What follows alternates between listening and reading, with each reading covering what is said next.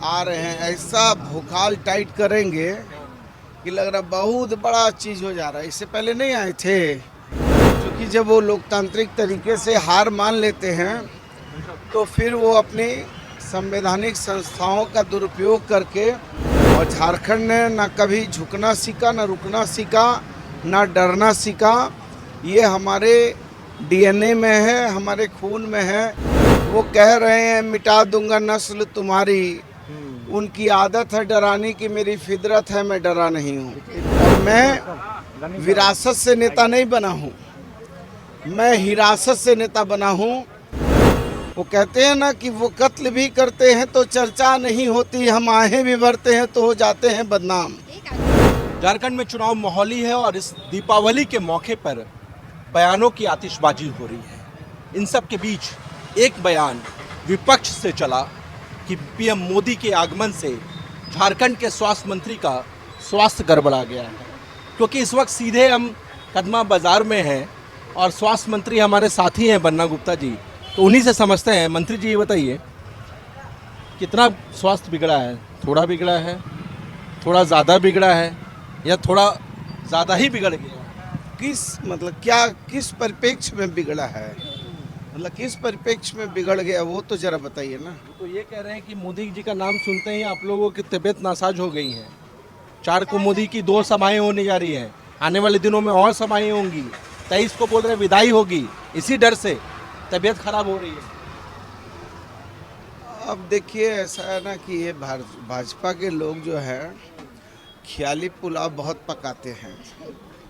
इनके पास ख्याली पुलाव पकाने का जो है बड़ा ये है कि अनर्गल बोलना है, झूठा प्रचार करना है, दुष्प्रचार करना है। ये सब के बड़े मास्टर लोग हैं कि आ रहे हैं ऐसा भूखाल टाइट करेंगे कि लग रहा बहुत बड़ा चीज़ हो जा रहा है। इससे पहले नहीं आए थे, हमारे विधानसभा में आके न गए, इतना लंबा चौड़ा भाषण उसन कर के न गए हैं। इसमें क्या हो गया? अरे देश के प्रधानमंत्री हैं, आदरणीय हैं, आना चाहिए। उनका आना अच्छा है, क्यों नहीं आए? बढ़िया है, आना चाहिए। और उन्होंने आकर इस झारखंड की इस पवित्र धरती, भगवान बिरसा मुंडा की इस पवित्र धरती में आयुष्मान जैसी महत्वाकांक्षी योजना, जिसका पूरा हिंदुस्तान में ये लोग जो है डंका पीट रहे हैं, लेकिन यहाँ 59 लाख लोग यहाँ भुक्तभोगी हैं, उससे ज़्यादा। ये तो 1991 की जनगणना हम बता रहे हैं, ये 2011 की जनगणना बता रहे हैं। लेकिन इन्होंने जो है 28 लाख लोगों को ही आयुष्मान से जोड़ा, और उसमें भी 60 रुपया उनका, 40 रुपया हमारा। मतलब हम 40 रुपया दे रहे हैं, 60 रुपया वो दे रहे हैं, और 28 लाख लोग, और जबकि 59 लाख लोग हैं। तो जो महत्वाकांक्षी योजना की शुरुआत भगवान बिरसा मुंडा के पवित्र धरती पर किया, और उसके बाद भी यहाँ के लोग जो हैं उस लाभ से लाभान्वित नहीं हैं, तो आप समझ सकते हैं कि केंद्र सरकार का झारखंडियों के प्रति क्या रवैया है। कोविड के समय में इतने बुरे हाल में पूरी दुनिया थी, झारखंड था, देश था, लेकिन हमको रेमडेसिविर तक नहीं दिया। और ये फेडरल गवर्नमेंट है। फेडरल गवर्नमेंट का क्या मतलब होता है? संघीय सरकार। संघीय सरकार का मतलब होता है कि राष्ट्रीय हित में, राज्य हित में, मानव हित में हम एक दूसरे के वैचारिक मतांतर होने के बाद भी हम एक दूसरे के सहयोगी साथी बनकर राज्य हित, राष्ट्र हित, मानव हित में काम करेंगे। लेकिन ये लोग इतने ज़्यादा झारखंड के लोगों से नफ़रत करते थे और दुश्मन मान बैठे थे कि हम लोगों को हमारे यहाँ रेमडेसिविर जो देना चाहिए वो ले जाके गुजरात में दे दिया। हमको पीएम केयर का जो वेंटिलेटर था वो साइकिल दुकान में बना हुआ वेंटिलेटर दे दिया। आप बताइए, साइकिल दुकान, साइकिल कंपनी बनाने वाली कंपनी वेंटिलेटर बनाएगी तो आदमी का जाने मालना जो है उसका जो है जोखिम में हो जाएगा। तो ये लोग ये सब नैरेटिव सेट करते हैं, बहुत बड़ा कुछ होने जाने को नहीं है, खोदा पहाड़ और निकली चुहिया, कुछ होने को नहीं है बाकी सबसे। लेकिन एक और सवाल है मंजूषा, वो ये कि वो ये भी कह रहे हैं कि एक और विषय है जिसकी वजह से कह रहे हैं कि यूपीए फ्रंट के नेताओं की तबीयत गड़बड़ाई हुई है, बीपी बढ़ गया है, वो है ईडी की कार्रवाई। चुनाव की आहट नहीं हुई, शराब घोटाले की जांच तेज कर दी, एक मंत्री और उनके रिश्तेदारों के यहाँ पे छापे मार दिए, साहिबगंज में ऑलरेडी एक्शन चल रहा है और कह रहे हैं कि आने वाले दिनों में और एक्शन होगा। नहीं, वो लोग इसमें बड़े माहिर लोग हैं, एक्शन तो होगा ही, एक्शन होना भी चाहिए, क्योंकि जब वो लोकतांत्रिक तरीके से हार मान लेते हैं तो फिर वो अपनी संवैधानिक संस्थाओं का दुरुपयोग करके लोगों को डराने, धमकाने, प्रताड़ित करने, अपमानित करने, लोकतंत्र की हत्या करने, चोर दरवाजे से लोकतंत्र पर कब्जा करने की कोई भी कथा लिखने में कमी नहीं करते हैं। लेकिन देखिए, ये झारखंड के लोग हैं, झारखंड उलगुलान का झारखंड है, और झारखंड ने ना कभी झुकना सीखा, ना रुकना सीखा, ना डरना सीखा। ये हमारे डीएनए में है, हमारे खून में है। चूँकि बाबा तिलका मांझी ने 1769 में ही अंग्रेज़ों के दांत खट्टे कर दिए थे, 1831-32 में बुद्धू भगत ने खट्टे कर दिए, 1855-56 में सिद्धू कानू ने दांत खट्टे कर दिए, फिर भगवान बिरसा मुंडा ने। तो हम डरने वाले लोग नहीं हैं, हम लड़ने वाले लोग हैं। और राहत इंदौरी साहब ने ऐसे भी कहा है अपने शेर में, बड़ा प्यारा शेर भी कहते थे राहत इंदौरी साहब, कि गनीमत है सब्र मेरा, लबालब हूँ भरा नहीं हूँ, वो मुझको मुर्दा समझ रहे हैं उनसे कहो मैं मरा नहीं हूँ, वो कह रहे हैं मिटा दूंगा नस्ल तुम्हारी, उनकी आदत है डराने की, मेरी फितरत है मैं डरा नहीं हूँ। इत्तेफाक से हम जहाँ पहुँचे हैं वह हनुमान जी की मूर्ति लगी हुई है और श्री राम जी ऊपर विराजे हुए हैं। आरोप आप लोगों के ऊपर ये लग रहा है कि आप राम जी बिल्कुल, से डरते हैं, हाँ, जाते हैं। नहीं, वो लोग बहुत सही कह रहे हैं। जो राष्ट्रपिता महात्मा गांधी राम राज्य लाने की बात करते थे और सभा स्थल में जब जाते थे तो कहते थे कि रघुपति राघव राजा राम, पति तपावन सीता राम, ईश्वर अल्लाह तेरो नाम, सबको सन्मति दे भगवान। तो उनको भी सभा, प्रार्थना सभा में गोली मारने का काम किन लोगों ने किया, ये पूरा देश और दुनिया जानती है, ये पूरा दुनिया जानती है। लेकिन ये जो मर्यादा पुरुषोत्तम श्री राम हैं, इन्होंने प्रेम की खातिर माता सबरी के झूठे बेर खाए थे और उन्होंने वनवास, माता पिता का वचन निभाया और वनवास चले गए। उन्होंने जो है हमेशा जो है असत्य पर सत्य के प्रतीक और पुरुषार्थ के रूप में श्री राम को जाना जाता है। लेकिन ये लोग सत्ता पर कब्जा करने के लिए मर्यादा पुरुषोत्तम श्री राम का नाम जो है उसकी गलत व्याख्या कर रहे हैं।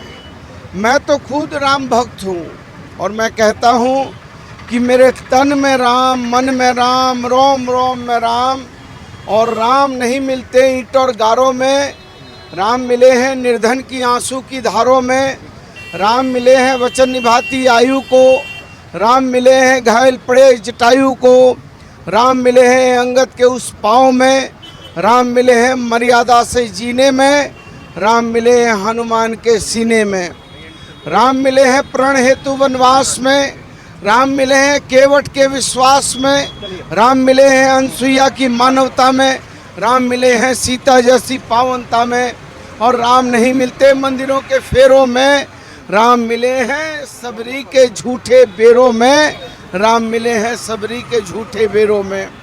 तो इसलिए हम लोग मर्यादा पुरुषोत्तम श्री राम, मर्यादा पुरुषोत्तम श्री राम, धन्यवाद, मर्यादा पुरुषोत्तम श्री राम के आदर्श और विचार पर हम जो है खरे उतरते हैं। वो सत्ता पर कब्जा करने के लिए श्री राम का नाम लेते हैं, इसलिए उनमें हम में कुछ अंतर है। मैं शुरुआत में फिर से आना क्योंकि चाहूंगी। देखिए बात करते करते, क्योंकि हम करीमा बाजार में हैं और बात करते करते देखिए हम कहाँ पहुँच गए हैं। जलेबी की दुकान पे। मिठास यहाँ पे दिख रही, तो मिठास की जब बात आती है तो बात विकास की करनी चाहिए। 5 साल, पूरे 5 साल मिले आपको, विकास के पैमाने पर जमशेदपुर पश्चिम कहाँ पहुँचा? देखिए ये विषय मेरा नहीं है। जिंदाबाद जिंदाबाद, वीर बन्ना जिंदाबाद। जिंदाबाद जिंदाबाद। इसलिए मैं इस विषय पर मैं खुद मुंह मियाँ मिट्ठू बनूं, ये उचित नहीं होगा। बेहतर होगा कि आप आम जनता से इस प्रसंग पर सवाल करें तो आपको बेहतर जवाब आम जनता देगी, ऐसा मुझे विश्वास है। इसलिए मैं तो अपना ही बड़ाई करूंगा, लेकिन वो उससे आप जो है उस चीज़ से तो आप जो है कि संतुष्ट नहीं होंगे। जलेबी आ गई है। इसलिए आप जो है आप आम जनता से पूछें तो ज़्यादा बेहतर होगा। बिल्कुल उनसे पूछेंगे। तब तक निशा का भी एक सवाल है। हम इंटरव्यू की शुरुआत पर आते हैं। जिस तरह से आपने कहा कि हम डटे रहेंगे, लड़ते रहेंगे, हारेंगे नहीं विपक्ष से, जिस तरह से, और अब हम ये देख रहे हैं चुनावी दौर जो है वो काफी ज्यादा तेज होता हुआ जा रहा है, और जो विपक्ष की पार्टी है, विपक्ष की जो पार्टी है लगातार स्टार प्रचारकों को उतारने की तैयारी कर रही है। और सबसे पहले हम देख रहे हैं कि 4 तारीख को, आगामी 4 तारीख को खुद पीएम मोदी यहाँ पर आ रहे, प्रधानमंत्री की 2 सभाएं। कैसे लड़ेंगे, कैसे डटे रहेंगे?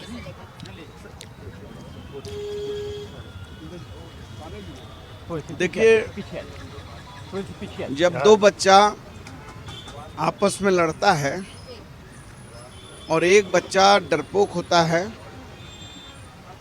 और मार खाकर रोते रोते घर चला जाता है ना, तो अपने बाप भाई को बुला के लाता है। और मनीष सर और उसको जो है अपने बाप और भाई पर विश्वास है कि वो लोग आएंगे तो जो जिससे मार खाया उससे लड़ेंगे।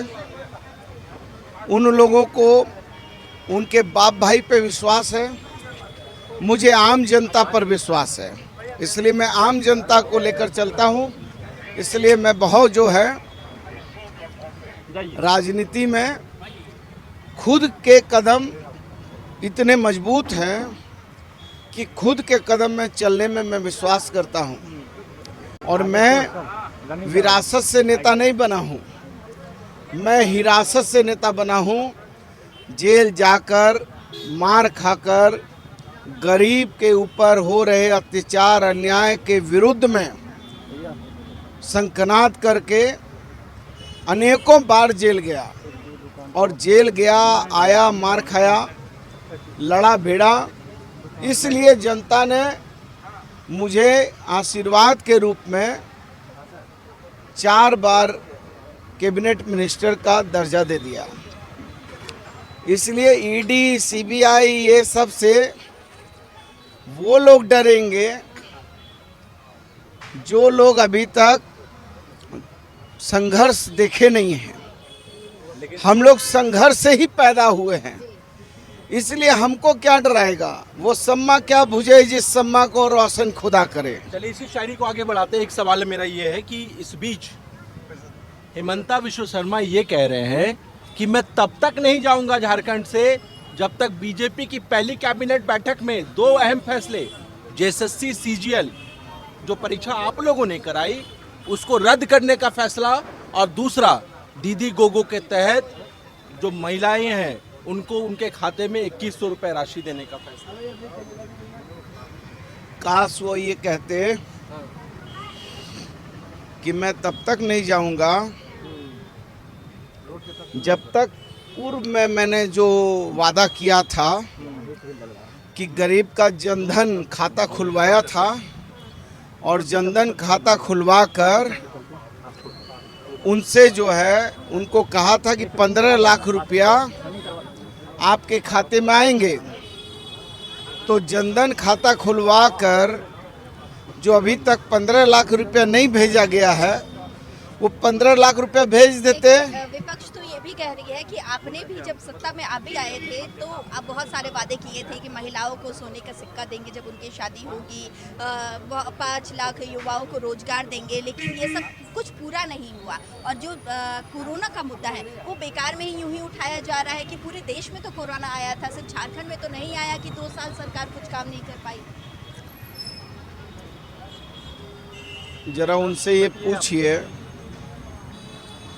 कि जो लोग ये तोहमत लगा रहे हैं उनको ज़रा ये पूछिए कि जो तोहमत लगा रहे हैं वो तो छोटे छोटे चंगू मंगू लोग हैं। इनके बड़े लोग तो आदरणीय देश के प्रधानमंत्री जी हैं। उनसे ये पूछिए कि आदरणीय प्रधानमंत्री जी ने कहा था कि 1 साल में 2 करोड़ नौजवानों को रोजगार देने की बात उन्होंने कही थी। उन्होंने कहा था कि 100 दिन में हम स्विस बैंक से काला धन वापस लाएंगे, हर एक खाते में 15 लाख रुपया आएंगे। उन्होंने कहा था नोटबंदी में कि 50 दिन का समय दो, और यदि हम 50 दिन में भ्रष्टाचार, आतंकवाद और जो है गलत काम नहीं रोके तो सज़ा हमको चौक में खड़ा होकर सज़ा दे देना। उन्होंने कहा था, मैंने नहीं कहा। उन्होंने कहा था कि हम बहुत हुआ महंगाई की मार अबरी मोदी सरकार, बहुत हुआ नारी पर अत्याचार अबरी मोदी सरकार। तो उनसे पूछिए कि वो जो दलित की बेटी है उसको जबरन उठा लिया और रात को 2:30 बजे बिना माँ बाप के जोर जबरन अंत्येष्टि करा दिया। उनसे ज़रा पूछिए वो कुलदीप सेंगर कौन है जिसके ऊपर केस नहीं कर रहे थे, बाद में हाई कोर्ट ने आदेश किया, केस हुआ और सज़ा हो गई।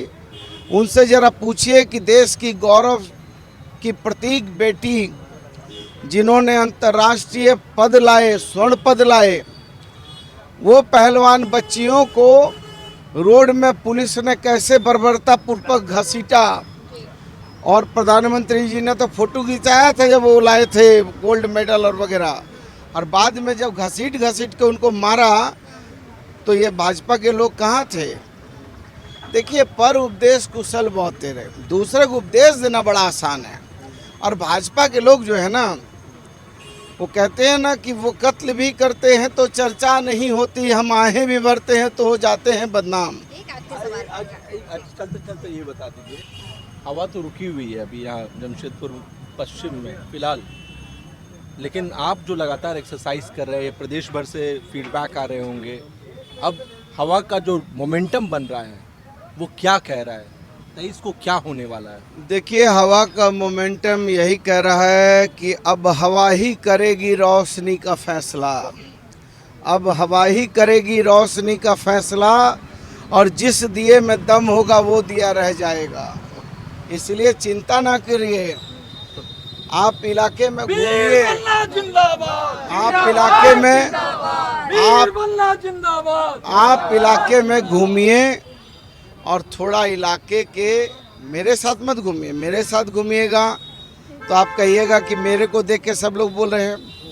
मैं आपसे निवेदन करता हूँ, हाथ जोड़ के निवेदन करता हूँ कि आप किसी भी चौक चौराहा में आप उतर जाइए, 10-20 लोगों से पूछ लीजिए कि बन्ना गुप्ता कौन है। कहेंगे लोग कि बन्ना गुप्ता नेता नहीं है। आज तक मैं नेता नहीं बन पाया हूँ, चूँकि नेतागिरी में एक शब्द बड़ा महत्व का होता है जिसको हम कहते हैं प्रतिबद्धता, इंग्लिश में कहते हैं कमिटमेंट। लेकिन मैं बार बार ये कहता हूँ कि मैं नेता नहीं बन पाया हूँ, क्योंकि now the present time politics is not commitment, it is a dirty management. So my nature, culture, work of pattern, living, thinking, thought, all is social, and I am doing only social work.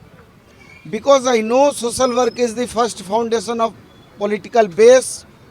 So एक सरल सहज सुगम किसी के भी कोई के भी घर में पुलिस आ जाए, कोई बीमार हो जाए, किसी को कोई तकलीफ हो जाए तो कोई किसी के पास नहीं दौड़ता है।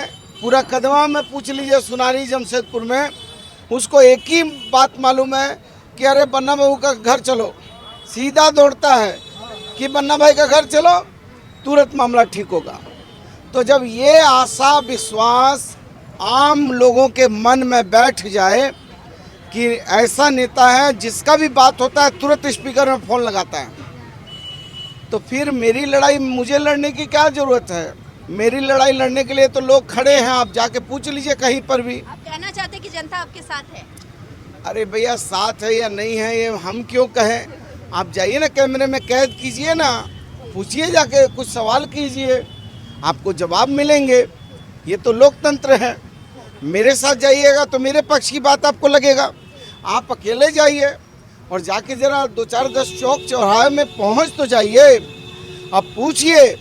मैं तो बोल रहा हूं कि बेटा चाहिए या भगोड़ा चाहिए, मेरा एक ही बात है कि यदि बेटा चाहिए तो बन्ना गुप्ता है, और जिनको भगोड़ा से पसंद है तो भगोड़ा के पास जाइए।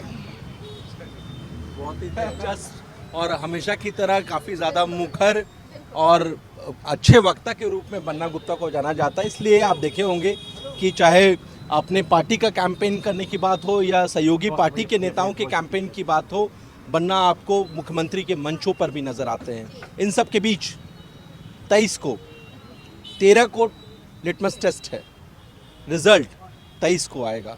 हमारी नज़र रहेगी, हाई प्रोफाइल सीट है जमशेदपुर पश्चिम। फिलहाल के लिए मुझे मंजूषा और बन्ना जी को दीजिए इजाज़त। नमस्कार।